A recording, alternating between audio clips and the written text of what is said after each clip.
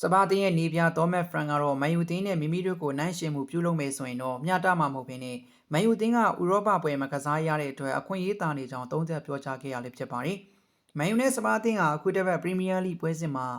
အိုထရက်ဖို့ကွင်းမှာရှင်မြန်ကစားရမှာဖြစ်ပြီးတော့လက်ရှိချိန်မန်ယူတင်းကအဆင့်၄နေရာစပါတင်ကတော့အဆင့်14နေရာရပ်တည်နေရလည်းဖြစ်ပါတယ်။မန်ယူအသင်းဟာနီးပြအာမိုရင်လက်ထက်မှာရုန်းကန်ခဲ့ရပေမဲ့ယာယီနီးပြကာရစ်ကိုင်တွယ်ချိန်မှာနိုင်ပွဲတွေဆက်ပြီးတော့ချန်ပီယံလိဝင်ခွင့်မျှော်မှန်းနိုင်တဲ့အခြေအနေကိုပြန်လည်ရောက်ရှိလာခဲ့ပါတယ်။စပါတင်ဟာဆိုရင်တော့ပရီးမီးယားလိမှာနောက်ဆုံး6ပွဲဆက်တိုက်နိုင်ပွဲပျောက်ထားပြီးတော့သောမက်ဖရန်အနေနဲ့ဖီယာရီနဲ့ရင်ဆိုင်နေရဆဲဖြစ်ပါတယ်။မန်ယူစပါပွဲကြိုသတင်းစာရှင်းလင်းပွဲမှာသောမက်ဖရန်က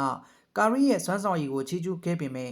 ဒီနှစ်သင်းကိုနှမ်းရှင်ဖို့ကတော့မျှတခြင်းမရှိကြောင်းပြောကြားခဲ့တာပါ။ဒီနေရာမှာမန်ယူနိုက်တက်အသင်းကဥရောပပွဲမှာကစားရတဲ့အကြောင်းကိုနည်းနည်းထပ်ပြောရမှာပါ။ဒါကတော့အခွင့်အရေးနည်းနည်းသာစီတယ်ဆိုတာအားလုံးလက်ခံနိုင်လိမ့်မယ်လို့လည်းထင်ပါတယ်။ဒါကတော့အပိုဆောင်စိန်ခေါ်မှုလေးဖြစ်ပါတယ်။ကျွန်တော်တို့တူညီတဲ့စိန်ခေါ်မှုတွေရှိနေတဲ့ချိန်ဆိုရင်တော့အကဲဖြတ်နိုင်မယ်လို့ထင်ပါတယ်။ဒီပွဲအတွက်ကျွန်တော်တို့ရဲ့ရည်မှန်းချက်ကတော့ကောင်းမွန်တဲ့စွမ်းဆောင်ရည်နဲ့တူမန်ယူနိုက်တက်အသင်းကိုနိုင်ယူဖို့ပါပဲလို့သောမက်ဖရန်ကပြောကြားခဲ့ပါတယ်။စပါတင်ဟာဆိုရင်လည်းပြီးခဲ့တဲ့ရာသီကပရီးမီးယားလိမှာအဆင့်18နေရာသာရရှိခဲ့ပေမဲ့ယူရိုပါလိဘောလူပွဲမှာမန်ယူအသင်းကိုအနိုင်ရခဲ့တာကြောင့်ဒီရာသီမှာချန်ပီယံလိရှင်ပြိုင်ပွဲရခဲ့တာလည်းဖြစ်ပါတယ်။နာမည်ကျော်တိုက်စစ်မှုဆီယော့နက်တိုရဲ့ပွဲမကစားပေ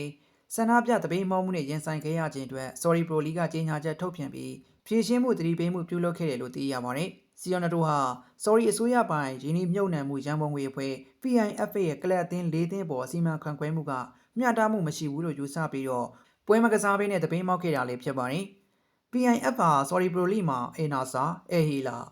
AEDN နဲ့ ARLI အသင်းတွေမှာရှယ်ယာ85ရာခိုင်နှုန်းပိုင်ဆိုင်ထားပါတယ်။ PIF ကအဆိုပါအသင်း၄သင်းကိုယာတီလိုက်3စိတ်တွေသတ်မှတ်ပေးထားပြီးတော့အေနာဆာအသင်းဟာပြီးခဲ့တဲ့ယာတီအပြောင်းရွှေ့ကာလမှာဂျာအိုဖီလင်းနဲ့ကင်စလီကိုမန်တို့ကိုခေါ်ယူခဲ့တယ်လို့စီယိုနာတို့ကိုလည်းတက်တန်းတိုးစာချုပ်တွေကိုချုပ်ဆိုခဲ့တာကြောင့်ပြီးခဲ့တဲ့ဇန်နဝါရီအပြောင်းရွှေ့ကာလမှာငွေကြေးထပ်မံမသုံးစွဲတာဖြစ်တယ်လို့သိရပါတယ်။အဲဒီလိုအခြေအနေမှာပြိုင်ဘက်အေဟီလာအသင်းက AED ရဲ့အသင်းရဲ့ပြိုင်ဘက်တိုက်စစ်မှုဘင်ဇီမာကိုခေါ်ယူခဲ့တဲ့အတွက်စီယိုနက်တိုက PIF ရဲ့စီမံခွင့်ခွဲမှုကိုဝေဖန်ပြစ်တင်ပြီးတော့ပွဲမကစားဘဲနဲ့တပိမောက်ခဲ့တာလည်းဖြစ်ပါတယ်။ဒါပြင် PIF ရဲ့စီမံခွင့်ခွဲမှုတွေကိုအပြောင်းလဲပြုလုပ်ဖို့ဂရီးမပြုနိုင်ခဲ့ရင်တော့လာမယ့်နွေရာသီမှာလမ်းခွဲဖို့ဒီစဉ်းစားထားတယ်လို့သတင်းတွေထွက်လာခဲ့တာလည်းဖြစ်ပါတယ်။ဒါကြောင့်ပဲ Sorry Pro League ကကြေညာချက်ထုတ်ပြန်ခဲ့တာလည်းဖြစ်ပါတယ်။ Sorry Pro League ကရိုးရှင်းတဲ့ဥပဒေနဲ့ဖွဲ့စည်းတည်ဆောက်ထားတာပါ။ကလပ်အသင်းတိုင်းကတူညီတဲ့စည်းမျဉ်းတွေအောက်မှာလွတ်လပ်စွာစီမံလုပ်ဆောင်နိုင်ပါတယ်။ကလပ်အသင်းတွေမှာသူတို့ရဲ့ကိုယ်ပိုင်ဘိုးအဖွဲ့ကိုယ်ပိုင်အမှုဆောင်အဖွဲ့ကိုယ်ပိုင်ဥဆောင်သူတွေရှိပါတယ်။ကစားသမားတွေခေါ်ယူမှုငွေကြေးသုံးစွဲမှုမဟာဗျူဟာချမှတ်မှုတွေကိုအဲ့ဒီအသင်းတွေကိုကင်တွယ်ဆုံးဖြတ်လှုပ်ဆောင်ရတာပါ။ခရစ္စတီရာနိုကတော့အေနာဆာတင်းကိုရောက်လာခဲ့ကအသင်းရဲ့တိုးတက်မှုနဲ့ရည်မှန်းချက်အတွက်အရေးပါသူတစ်ယောက်ဖြစ်ခဲ့ပါတယ်။တခြားထိပ်တန်းပြိုင်ပွဲတွေလိုပဲသူလည်းအနိုင်ရချင်ပါတယ်။ဒါပေမဲ့ကလပ်အသင်းတွေကိုကျော်လွန်ပြီးတော့ဆုံးဖြတ်လို့တော့မရပါဘူး။လက်တလောအပြောင်းရွှေ့လှုပ်ရှားမှုတွေကရှင်းလင်းပါတယ်။အသင်းတစ်သင်းကထူးခြားတဲ့နီလန်းနဲ့တောင့်တင်းသွားခဲ့ပြီးတခြားအသင်းကတော့မတူညီတဲ့ချင်းကပ်ပုံကိုရွေးချယ်ခဲ့ပါတယ်။ဒါအဲ့ဒီအသင်းတွေရဲ့ဆုံးဖြတ်ချက်ပါပဲလို့ Sorry Pro League ရဲ့ပြောရေးဆိုခွင့်ရှိသူကရှင်းလင်းပြောကြားခဲ့ပါတယ်။